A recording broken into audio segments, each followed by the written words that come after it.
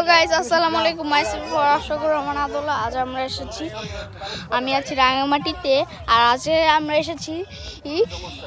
আমরা এসেছি হলো একটি আদিবাসী গ্রাম। এটি অনেক পুরানো এবং এটি প্রত্যেকটি ঘরে ঘরে একটি করে দোকান রয়েছে। এখন আমরা পুরো জায়গাটায় ঘুরে ঘুরে দেখব।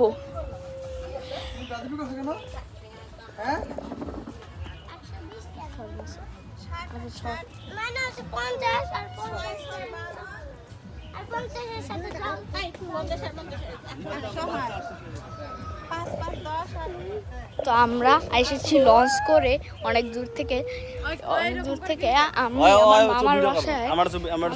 আছি আমার মামার বাসায়।